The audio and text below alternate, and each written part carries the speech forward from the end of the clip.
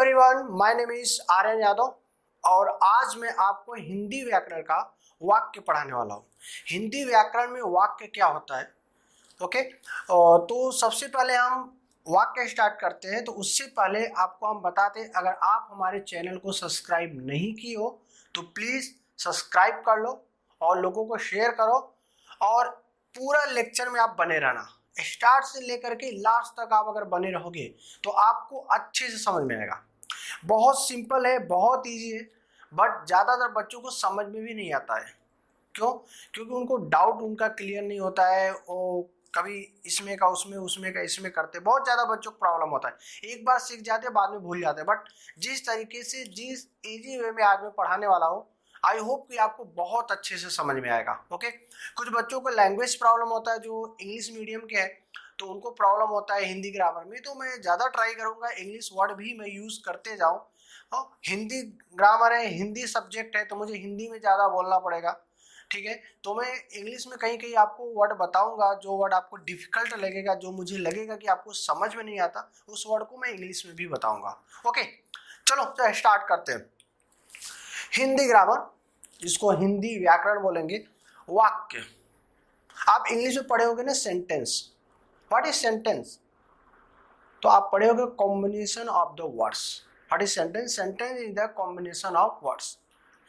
जो शब्द होते हैं, शब्दों के मेल को या शब्दों के समूह को वाक्य कहते हैं। हम क्या पढ़े हैं? शब्दों के समूह को क्या कहते हैं? वाक्य कहते हैं। शब्दों का मेल मतलब अलग अलग शब्द हो और वो शब्द आपस में जुड़ जाए, मिल जाए, या उसका एक कलेक्शन हो। शब्दों का जो कलेक्शन है उसको हम लोग क्या बोलेंगे? वाक्य। शब्द मीन्स वर्ड्स, ओके। बट 100% ये राइट नहीं है। ये 100% राइट नहीं कि शब्दों का समूह हो गया तो वाक्य बन गया। कैसे, मैं बताऊं। बट राइट क्या है? राइट है शब्दों का ऐसा मेल। आपको अपने मन से भी आप डेफिनेशन बना सकते हो। शब्दों का ऐसा मेल जिसका कोई न कोई अर्थ निकलता हो। मैं कोई कॉपी कट नहीं कर रहा हूं, आप भी अपने से बना सकते हैं। उसे वाक्य कहते हैं। वाह, उसे वाक्य कहते हैं। आपको भी समझ में आ जाएगा कि मैंने ऐसा क्यों बोला। शब्दों का ऐसा मेल जिसका कोई न कोई अर्थ निकलता हो, उसे वाक्य कहते हैं, ठीक है। मतलब शब्दों का मेल ही नहीं, शब्दों का ऐसा मेल जिसका कोई न कोई अर्थ, कोई न कोई मीनिंग निकलता हो, तो उसको हम लोग वाक्य कहते हैं। या दो से दो अधिक पदों का मेल जिसका कोई अर्थ निकले, उसे वाक्य कहते हैं। ऐसे ही बोल सकते हैं इजी लैंग्वेज। शब्दों का ऐसा मेल जिसका कोई न कोई अर्थ निकलता हो, उसे वाक्य कहते हैं। फॉर एग्जाम्पल लेते हैं, उदाहरण के लिए आपको लेते हैं, जैसे मीन्स एग्जाम्पल, उदाहरण हम लेते हैं। वह स्कूल जाता है। देखो, यह एक वाक्य है, यह एक सेंटेंस है। इसका कुछ ना कुछ मीनिंग आपको समझ में आ रहा होगा कि इसका, इस सेंटेंस का मतलब क्या है, इसका मीनिंग क्या है, आपको समझ में आ रहा होगा।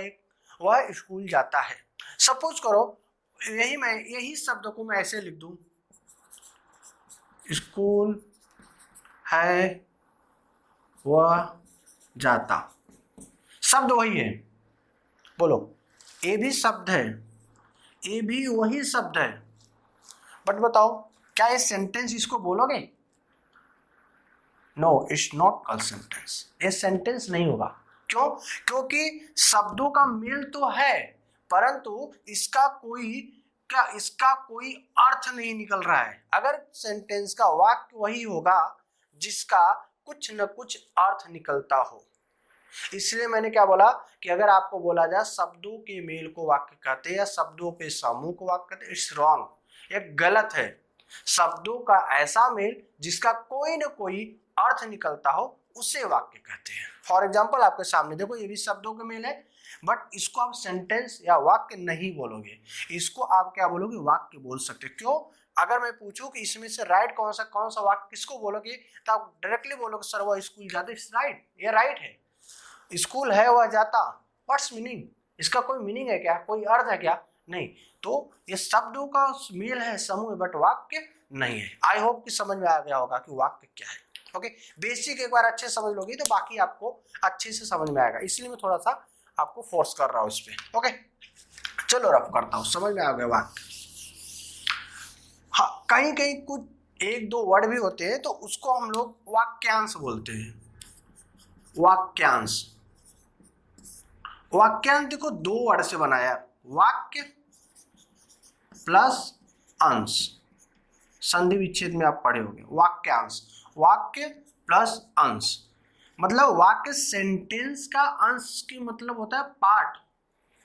सेंटेंस कोई वाक्य हो, वाक्य के कोई पार्ट की बात किया, जैसे कोने में, कोने में कॉमा इन्वर्टेड कॉमा वाला होता है ना, जो एक करेक्ट पूरा टोटल तो नहीं होता है सेंटेंस, ठीक है, बट क्या होता है कि कोई दो तीन वर्ड ऐसे होते हैं जिसका भी कुछ ना कुछ मीनिंग निकलता है, जैसे कोने में, तो ये वाक्य नहीं है बट एक क्या है, वाक्यांश है। मतलब सेंटेंस का कोई पार्ट भी हो जिसका कुछ ना कुछ अर्थ निकलता हो तो उसको हम लोग क्या बोलेंगे, वाक्यांश।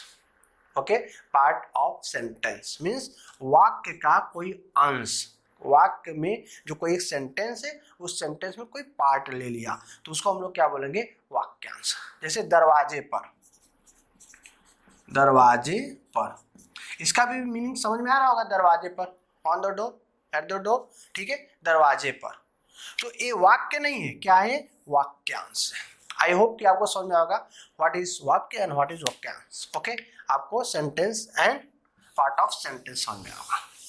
थोड़ा डाउट आपका क्लियर कर रहा हूँ, बाकी आप ऊपर ऊपर से आप तो समझते हो, पढ़े हो, ठीक है। देखो वाक्य में दो चीज, वाक्य के दो अंग होते हैं, वाक्य के दो अंग होते हैं, वाक्य के अंग,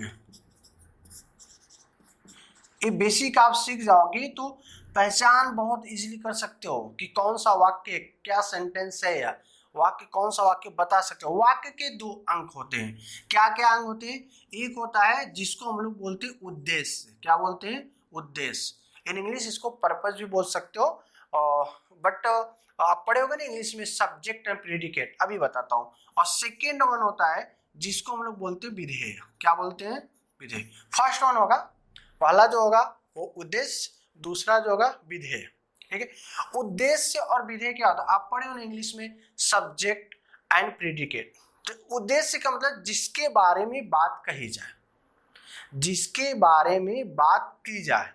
उद्देश्य क्या मतलब होता है, यहीं पे लिख देता हूं, उद्देश्य का मतलब होता है कोई भी सेंटेंस हो उसमें जिसके बारे में बात की जाए, जिसके बारे में बात की जाए वो क्या है, उद्देश्य।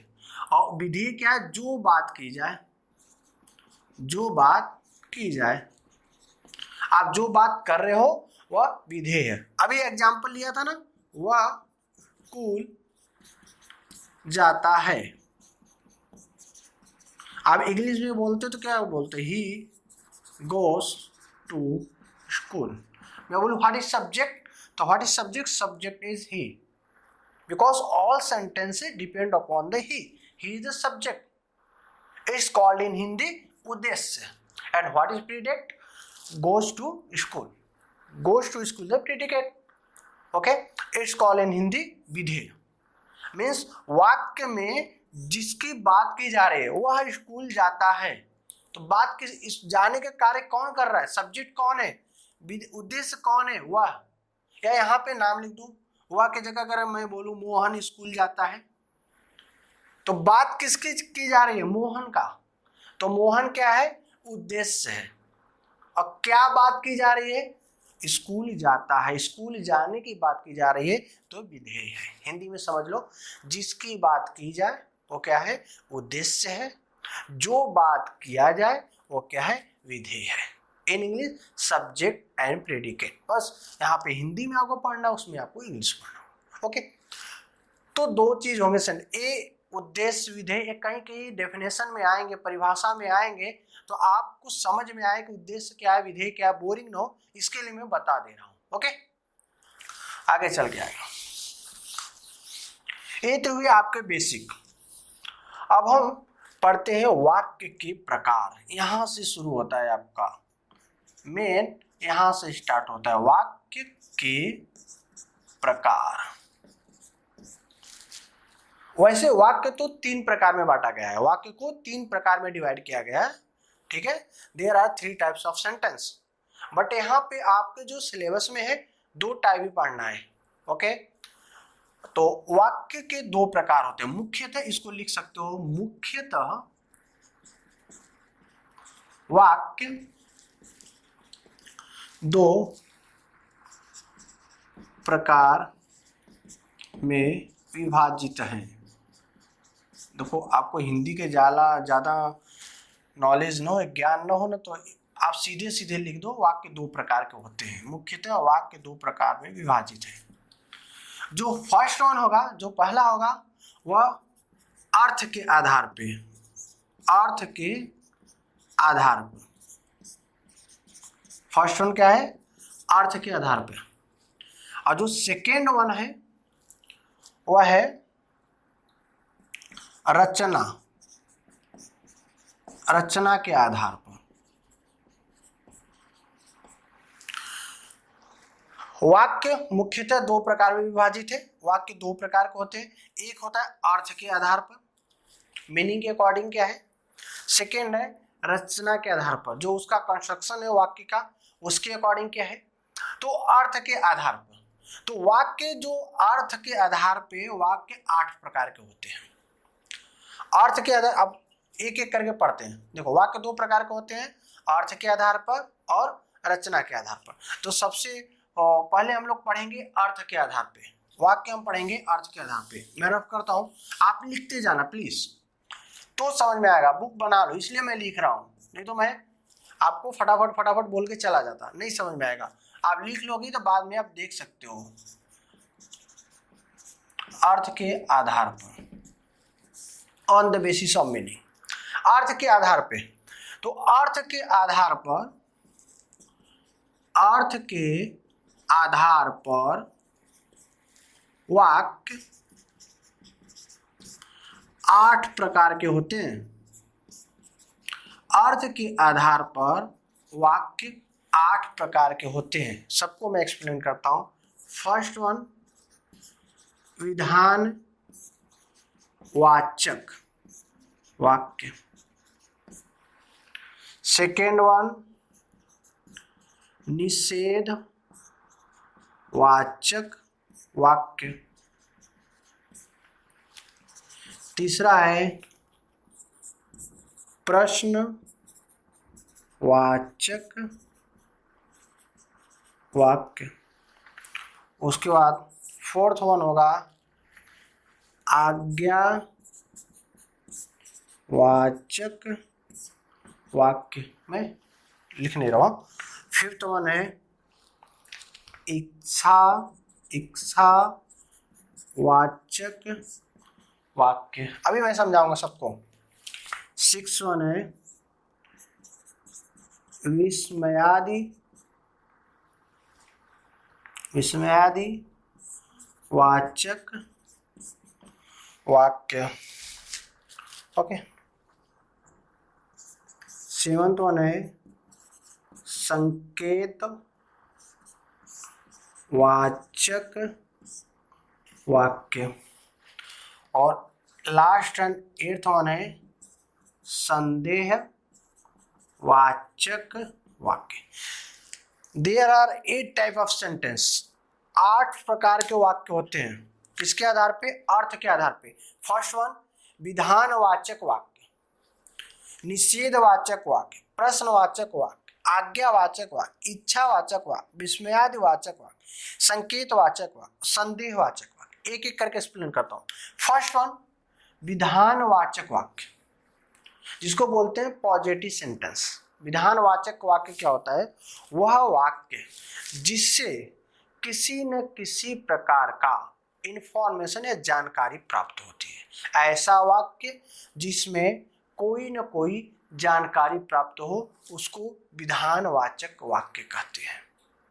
एक सिंपल सा कोई सेंटेंस दिया हो जिससे कुछ न कुछ हमको नॉलेज मिले, कुछ न कुछ मीनिंग प्राप्त हो, तो उसको हम लोग क्या बोलेंगे? विधानवाचक वाक्य। ऐसा वाक्य जिससे कोई न कोई जानकारी प्राप्त हो, लिख सकते हो आप बुक में, ऐसा वाक्य या वह वाक्य जिससे किसी प्रकार का जानकारी प्राप्त हो उसे विधानवाचक वाक्य कहते हैं। फॉर एग्जाम्पल, जैसे दशरथ राम के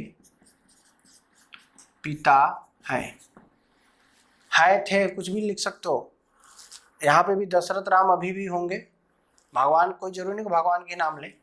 तो दशरथ राम के पिता हैं, एक जानकारी प्राप्त हो रही है कि Dashrath is father of Ram. तो दशरथ राम के पिता है, कुछ न कुछ जानकारी मिल रही है, तो क्या होगा? विधानवाचक वाक्य। दिल्ली भारत की राजधानी है या भारत की राजधानी दिल्ली है। दूसरा ले लें, भारत की राजधानी दिल्ली है। कुछ नॉलेज मिला, कुछ सूचना मिल रहा है, कुछ जानकारी मिल रही है। भारत की राजधानी दिल्ली है। Delhi is capital of India. Bharat की राजधानी दिल्ली है। तो इस प्रकार का अगर वाक्य हो तो उसको हम लोग बोलेंगे विधानवाचक वाक्य। एक सिंपल सा सेंटेंस, एक इजी सा सेंटेंस गिवन हो उसको हम लोग विधानवाचक वाक्य बोलेंगे, जिससे कोई न कोई इंफॉर्मेशन, कोई न कोई सूचना आपको प्राप्त होगा। ओके, रफ करता हूं, एक एग्जांपल लेता हूं। सेकेंड वन, निषेधवाचक वाक्य। ऐसा वाक्य जिसमें कार्य न होने का बोध हो, कार्य न होने का बोध हो, इज कॉल्ड नेगेटिव सेंटेंस। आप पढ़ोगे ना पॉजिटिव सेंटेंस या अफर्मेटिव जिसको बोलते हो, उसके बाद नेगेटिव सेंटेंस, इंट्रोगेटिव सेंटेंस, वही सब है। कार्य न होने का बोध हो, ऐसा वाक्य जिसमें कार्य न होने का बोध हो उसे निषेधवाचक वाक्य कहते हैं। नेगेटिव सेंटेंस, जैसे वह स्कूल नहीं जाता है, जिसमें नहीं लगा हो, नहीं कभी नहीं, जिसमें नॉट का यूज किया गया हो, जिसमें नहीं का यूज किया गया हो, जैसे वह स्कूल नहीं जाता है, मम्मी अभी खाना नहीं पकाई है। जहां पे नॉट लगे, जहां पे नहीं दिख जाए, जिस सेंटेंस में नकारात्मक शब्द का प्रयोग किया गया हो, तो उस वाक्य को या उस सेंटेंस को निषेधवाचक वाक्य कहते हैं। ओके, या जिस वाक्य में कार्य न होने का बोध हो, जिसमें वर्क नॉट डन हो, मतलब कार्य न होने का बोध हो, उसे निषेधवाचक वाक्य बोलते हैं। Negative sentence, it's called negative sentence. For example, he does not goes to school, he does not go to school, English में नेगेटिव सेंटेंस होगा। ऐसे हिंदी में वो स्कूल नहीं जाता है, नेगेटिव सेंटेंस होगा। ओके, इसमें बहुत से आप नॉट से ही समझ सकते हो, नहीं से ही समझ सकते हो। अब नेक्स्ट वन, प्रश्नवाचक वाक्य। सिंपल सा यार, क्वेश्चन मार्क्स। किसी सेंटेंस में, किसी वाक्य में प्रश्न पूछा गया हो जिसका कोई न कोई उत्तर मिले, ऐसा वाक्य जिसमें प्रश्न पूछा गया हो और उसका कोई न कोई उत्तर प्राप्त हो, उसे हम क्या बोलेंगे? प्रश्नवाचक वाक्य, जिसको बोलते हैं interrogative sentence. It's called interrogative sentence. प्रश्नवाचक वाक्य मतलब प्रश्न पूछा गया हो, प्रश्न पूछा गया हो। प्लीज आप मेरा सुन करके लिख लो, क्योंकि बोर्ड में पूरा लिखेंगे तो आएगा नहीं है। तो आप समझ रहे हो, प्रश्नवाचक वाक्य ऐसा वाक्य जिसमें कोई न कोई प्रश्न पूछा गया हो, जिसका कोई न कोई उत्तर प्राप्त हो, उसे हम प्रश्नवाचक वाक्य कहते हैं। ओके, तो फॉर एग्जांपल, आपका नाम क्या है, आपका क्या नाम है, या आपका नाम क्या है, ठीक है, आपका क्या नाम है। एग्जाम्पल लेते हैं, आपका क्या नाम है, और लास्ट में क्वेश्चन मार्क्स, प्रश्नवाचक होगा तो क्वेश्चन मार्क्स। आप सेंटेंस में बस ये चीज सिंबल देख लिए तो भी बता सकते हो कि यह प्रश्नवाचक वाक्य है, इसमें प्रश्न पूछा गया हो।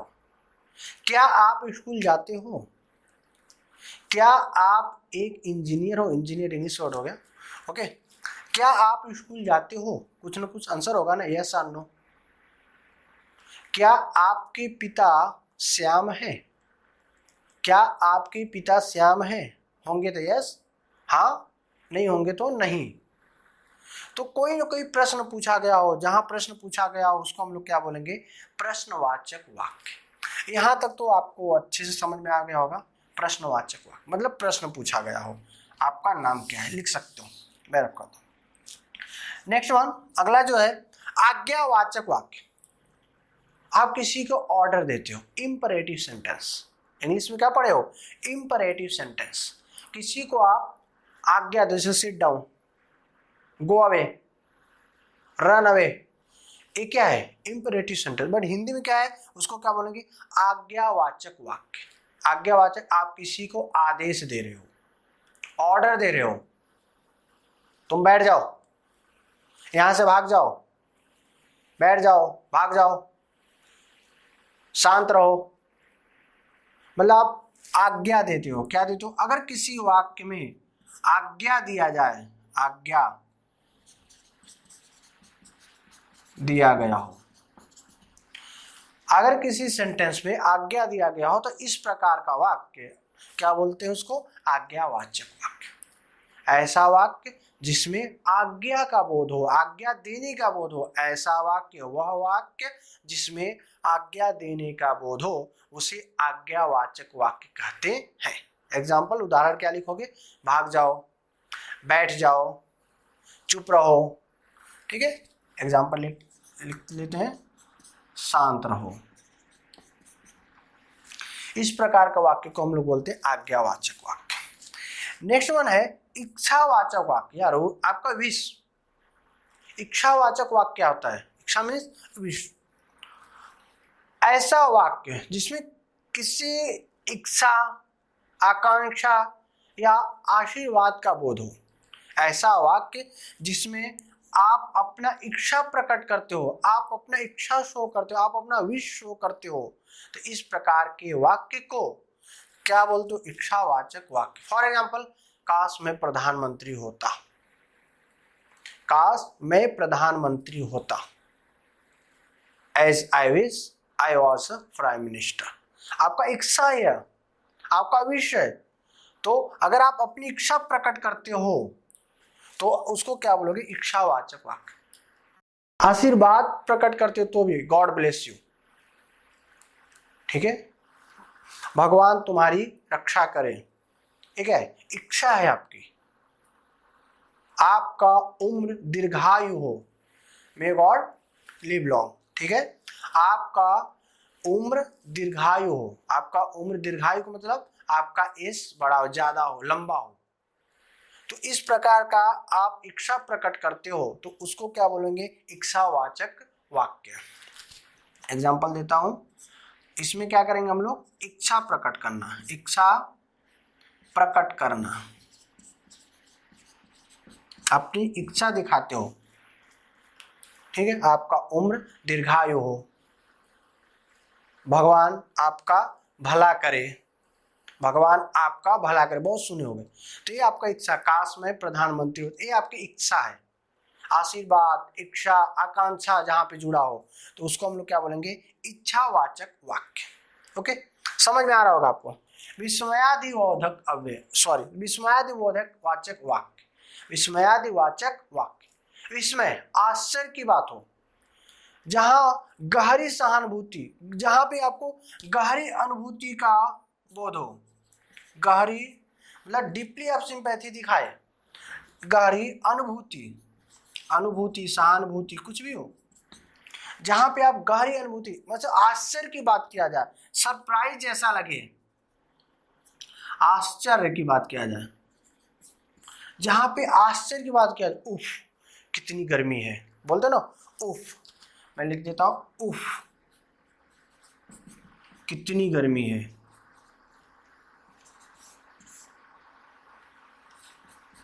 उफ,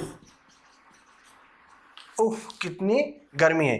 तो ये क्या है, विस्मयादि, आश्चर्य वाली बात ना।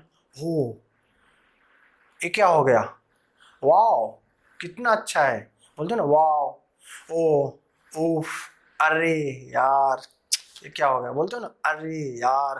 तो ये जो आश्चर्य वाले वर्ड हैं, तो इसको हम लोग ऐसे वर्ड अगर यूज किए गए हो सेंटेंस में तो उसको क्या बोलेंगे, विस्मयादि वाचक अव्यय। उफ, अरे बल्ले बल्ले मैं तो जीत गया, बोलते हो ना बल्ले मैं तो जीत गया। तो ऐसे वर्ड अगर सेंटेंस में, वाक्य में ऐसे वर्ड, ऐसे शब्द अगर जुड़े हों, ऐसे शब्द इस्तेमाल किए गए हों, तो ऐसे वाक्य को विस्मयादि बोधक या विस्मयादि वाचक वाक्य कहते हैं।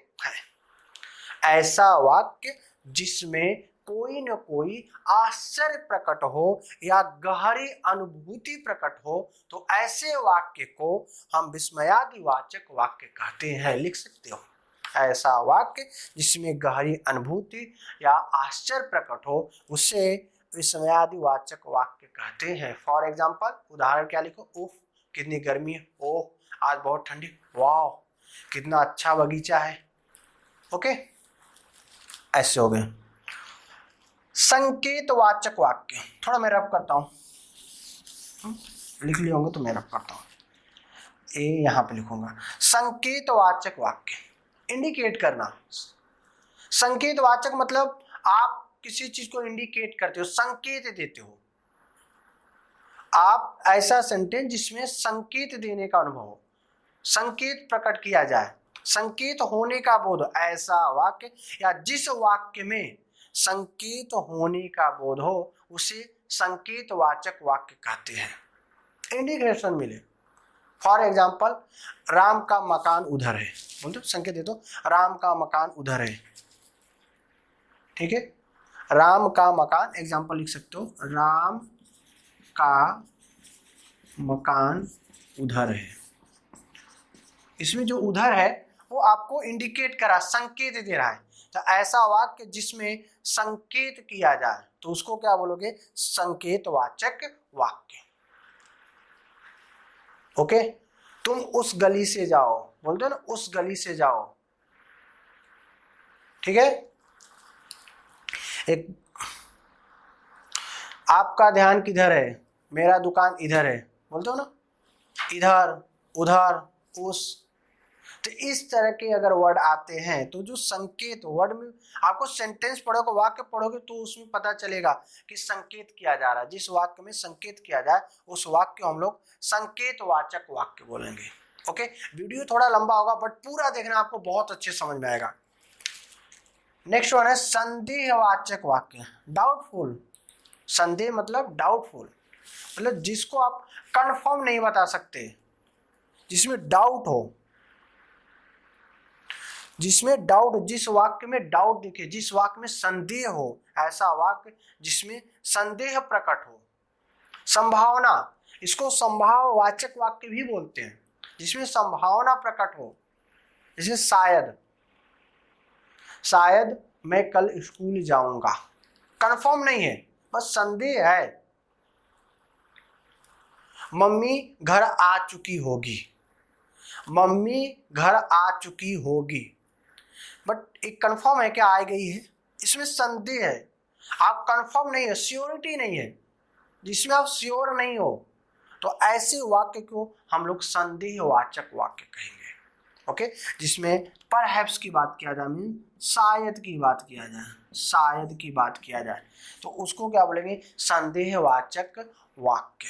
शायद मैं कल स्कूल जाऊंगा, एग्जाम्पल लिख सकते हो, शायद मैं कल स्कूल जाऊंगा। बड़ा गंदा मेरा ल बनता है यार, शायद मैं कल स्कूल जाऊंगा। ओके, तो इसमें देखो संदेह है ना, तो इस तरह के वाक्य को संदेहवाचक वाक्य बोलते हैं। बस यही 8 टाइप से। आई होप कि आपको अच्छे समझ लगी। फिर से देख लो, विधानवाचक वाक्य जिसमें सिंपल सा सेंटेंस, उसका कोई ना कोई जानकारी प्राप्त हो, विधानवाचक वाक्य। निषेधवाचक जिसमें कार्य न होने का बोध हो, निषेधवाचक। प्रश्नवाचक जिसमें प्रश्न पूछा गया, इस तरह का सिंबल हो तो प्रश्नवाचक वाक्य। आज्ञावाचक जिसमें आप ऑर्डर देते हो, आज्ञा देते हो, इस प्रकार के वाक्य को आज्ञावाचक। इच्छावाचक जिसमें आप अपनी इच्छा प्रकट करते हो, ठीक है, जैसे आपका उम्र लंबा हो, काश में प्रधानमंत्री होता, तो ऐसे को इच्छावाचक वाक्य। विस्मयादिबोधक जिसमें आश्चर्य की बात कर, उफ, वाह, अरे, ऐसे तैसे, इस तरह के वाक्य को विस्मयादि। संकेतवाचक जिसमें आप इंडिकेट करते हो, कोई संकेत करते हो, तो इधर जाओ, इधर उधर, इस तरह के वर्ड आते हैं तो संकेतवाचक वाक्य। संदेहवाचक डाउटफुल सेंटेंस जिसमें आप कंफर्म नहीं, श्योर नहीं हो कि ऐसा ही हुआ है या ऐसा ही होगा, जैसे शायद मैं कल स्कूल जाऊंगा, शायद मम्मी घर आ चुकी होगी। ओके, इस प्रकार के वाक्य को संदेहवाचक। ओके, चलो, आई होप कि ये प्रकार आपको समझ में आया होगा। तो नेक्स्ट मैं फटाक से पढ़ाता हूँ, थोड़ा टाइम और बने रहो प्लीज। वीडियो को पूरा देखोगे तो ही समझ में आएगा। अर्थ के आधार पे हो गया। अब नेक्स्ट है रचना के आधार पे।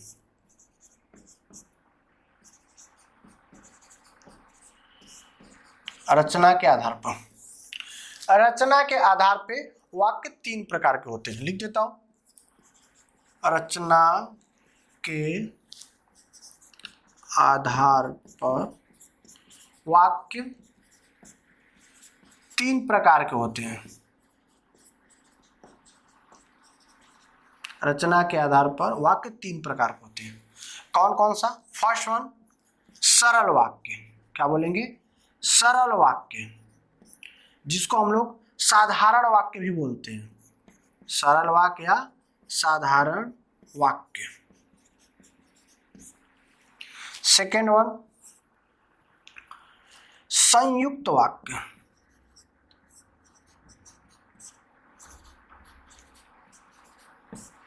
संयुक्त वाक्य।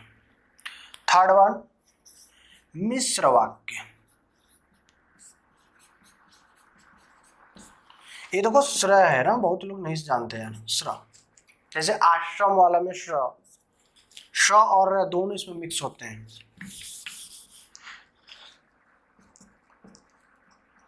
तो रचना के आधार पे वाक्य 3 प्रकार के होते हैं।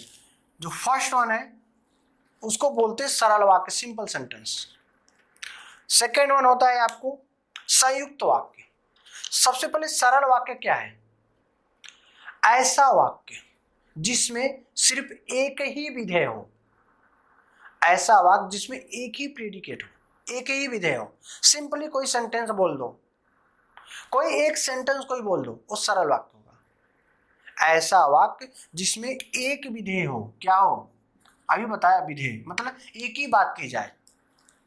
ऐसा वाक्य जिसमें एक विधेय मतलब एक ही बात की जाए, एक विधेय हो। या फिर अगर एक विधेय होगा या फिर एक क्रिया हो, क्रिया, वर्ब। एक विधेय, अगर एक विधेय होगा तो एक ही क्रिया भी होगी। लिख सकते हो, ऐसा वाक्य या जिस वाक्य में एक विधेय हो और एक ही क्रिया हो, तो इस प्रकार के वाक्य को सरल वाक्य या साधारण वाक्य कहते हैं। या क्रिया, मेन वर्ब की बात की जा रही है।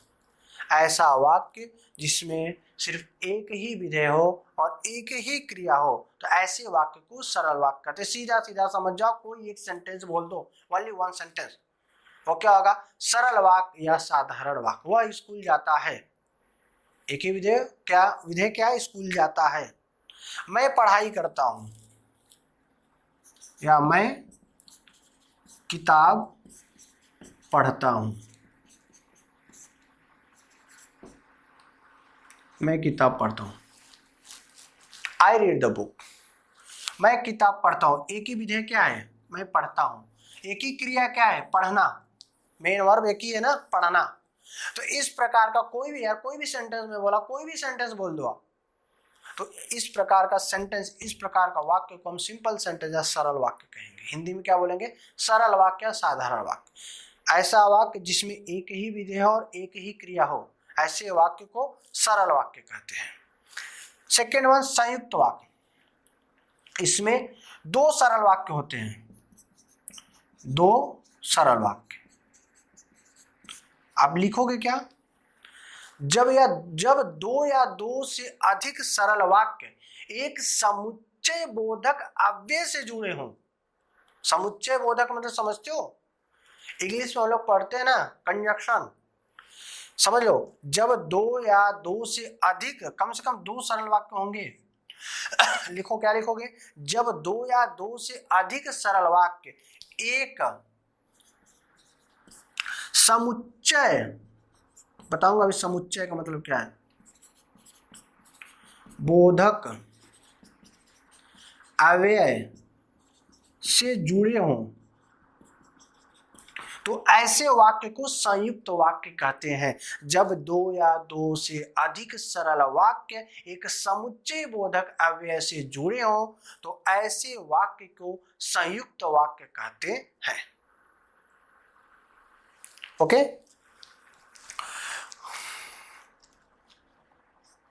जैसे फॉर एग्जांपल, राम किताब पढ़ता है और श्याम गाना गाता है। यहां पे देखो दो अलग अलग सेंटेंस है, दो अलग अलग सरल वाक्य है। एक राम किताब पढ़ता है और दूसरा श्याम गाना गाता है। दोनों को एक ऐड कर दिया। कौन ऐड किया? और राम किताब पढ़ता है और श्याम गाना गाता है। डिस्टर्ब कर रहा है, गाना गाता है। देखो, श्याम गाना गाता है, राम किताब पढ़ता है। दो अलग अलग सरल वाक्य है, लेकिन उसको एक समुच्चय, मतलब उन दोनों को एक वर्ड है जो जोड़ दिया और एक बड़ा सेंटेंस बन गया, तो इसी को बोलेंगे संयुक्त वाचक वाक्य। ये क्या है? संयुक्त वाक्य है। क्या है? संयुक्त वाक्य। राम किताब पढ़ता है और श्याम, और हो गया, पर हो गया। बादल बहुत गरज रहे थे पर बारिश नहीं हुई। बादल बहुत गरज रहे थे लेकिन बारिश नहीं हुई। बादल बहुत गरज रहे थे परंतु बारिश नहीं हुई। इस तरह के एग्जाम्पल देखो। बादल बहुत गरज रहे थे, एक सेंटेंस हो गया। बारिश नहीं हुई, दूसरा सेंटेंस होगा। मैंने ऐड किससे कर दिया? परंतु से। तो बादल बहुत गरज रहे थे परंतु बारिश नहीं हुई। परंतु जैसे इसमें क्या होता है? और हो, लेकिन हो,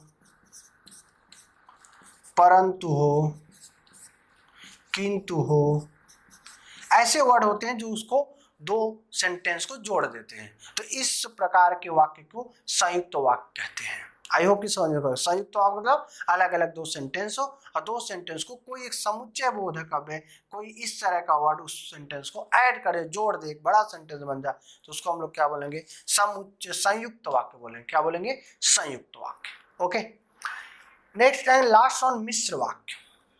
मिश्र वाक्य रफ करता हूं थोड़ा। इसमें भी दो या दो से अधिक वाक्य होंगे। इसमें एक वाक्य प्रधान होगा। मिश्र वाक्य में दो वाक्य होंगे, कम से कम कितने वाक्य होंगे? दो वाक्य होंगे। और उसमें एक वाक्य, ध्यान देना, ये समझ गए, ये समझ में आएगा तो ये तो अपने आप आपको समझ में आएगा। इन दोनों में कंफ्यूजन होता है, लेकिन इस दोनों में थोड़ा ही डिफरेंस है। क्या? इसमें समुच्चय बोधक अव्यय से ऐड होगा, जुड़ा होगा, बट इसमें ऐसा ऐड नहीं होगा, बट इसका कुछ न कुछ अलग ही डिपेंड होगा। देखो, दो वाक्य होंगे, एक वाक्य प्रधान वाक्य होगा। प्रधान वाक्य मतलब मेन वाक्य होगा। एक वाक्य मुख्य वाक्य होगा। और इधर लिखो क्या? इधर देख लो, इसमें दो वाक्य होंगे, एक वाक्य प्रधान होगा और दूसरा वाक्य उस पर आश्रित होगा। जो दूसरा वाक्य होगा वह पहले वाक्य पर आश्रित होगा। व्हाट इज मीनिंग ऑफ आश्रित? आश्रित का मतलब क्या होगा? आश्रित का मतलब होता है डिपेंड होगा। इसमें टू सेंटेंस होंगे और एक सेंटेंस मेन सेंटेंस होगा और जो सेकंड सेंटेंस होगा फर्स्ट सेंटेंस पे डिपेंड होगा। मैं क्या बोला, दो वाक्य होंगे, दो वाक्य में एक मेन वाक्य हो गया, एक मुख्य वाक्य प्रधान वाक्य होगा, एक वाक्य दूसरे वाक्य पे डिपेंड होगा, आश्रित होगा, एक वाक्य दूसरे वाक्य पे आश्रित होगा। इस तरह का अगर सेंटेंस दिखे, तो इस तरह का वाक्य दिखे तो उस वाक्य को हम लोग बोलेंगे मिश्र वाक्य। एग्जाम्पल दूंगा तो समझ में आएगा। वह आएगा तो मैं जाऊंगा, वह आएगा तो मैं जाऊंगा। यदि तुम पढ़ोगे तो पास हो जाओगे। पास को हिंदी में उत्तीर्ण बोलते हैं। यदि, एग्जाम्पल दे रहा था, यदि तुम पढ़ोगे तो, देखो तो भी लगा सकते, कॉमा भी दे सकते हैं, वो आपके ऊपर डिपेंड है। तो भी लिख सकते हैं, तो नहीं लिखते तो कॉमा दिया रहता है। यदि तुम पढ़ोगे तो उत्तीर्ण हो जाओगे, या फिर लिख सकते हो उत्तीर्ण का मतलब सफल भी लिख सकते हो। यदि तुम पढ़ोगे तो सफल हो जाओगे, या यदि तुम पढ़ोगे तो उत्तीर्ण हो जाओगे। देखो एक वाक्य है, तुम्हारा जो मेन वाक्य है तुम पढ़ोगे, पढ़ना, उस पर डिपेंड है क्या, पास होना किस पे डिपेंड है, पढ़ने पे डिपेंड है ना। आप पास कभी होगे जब आप पढ़ोगे। तब मेन वाक्य क्या है, मेन क्या है सेंटेंस, पढ़ना, उस पर डिपेंड क्या है, पास होना। तो इस प्रकार का अगर वाक्य हो तभी क्या होगा, तो उस तभी होगा मिश्र वाक्य। एक वाक्य दूसरे वाक्य पे डिपेंड हो, आश्रित हो, तो ऐसे वाक्य हम लोग मिश्र वाक्य बोलेंगे। वह आएगी तो मैं जाऊंगा, मतलब वह नहीं आई तो आपको नहीं जाना है। ओके। मम्मी बीमार थी इसलिए डॉक्टर के पास गया। मम्मी डॉक्टर के पास क्यों जाना पड़ा, डॉक्टर के पास क्यों जाना, क्योंकि मम्मी बीमार थी, कोई कोई रीजन है। एक वाक्य दूसरे पे डिपेंड है। अगर मम्मी बीमार नहीं होती तो वो जाता ही नहीं। तो मम्मी बीमार थी तो डॉक्टर के पास गया, मम्मी बीमार थी इसलिए डॉक्टर के पास गया। बादल गरज रहे थे इसलिए बारिश हुई, गरज रहे थे तो बारिश हुई, साथ गरजता नहीं तो बारिश नहीं होती। मतलब एक सेंटेंस दूसरे वाक्य पे, एक वाक्य दूसरे वाक्य पे डिपेंड हो। आपको वाक्य पढ़ने से पता चलेगा कि डिपेंड है या नहीं है। अगर आपको लगे कि डिपेंड है तो मिश्र वाक्य है, अगर लगे डिपेंड नहीं है, दो अलग अलग वाक्य है तो संयुक्त वाक्य है, अगर सिर्फ एक ही वाक्य हो तो सरल वाक्य है। आई होप ये समझ में आएगा। सरल वाक्य मतलब कोई एक सेंटेंस हो वह सरल वाक्य है। संयुक्त वाक्य मतलब दो भी सेंटेंस होते हैं, दो से ज्यादा हो सकते हैं, लेकिन वो अलग अलग वाक्य होंगे जो जोड़ दिए गए होंगे, तो संयुक्त वाक्य होगा। मिश्र वाक्य में कम से कम दो वाक्य होंगे, एक वाक्य दूसरे वाक्य पे डिपेंड होगा या एक वाक्य दूसरे वाक्य पे आश्रित होगा।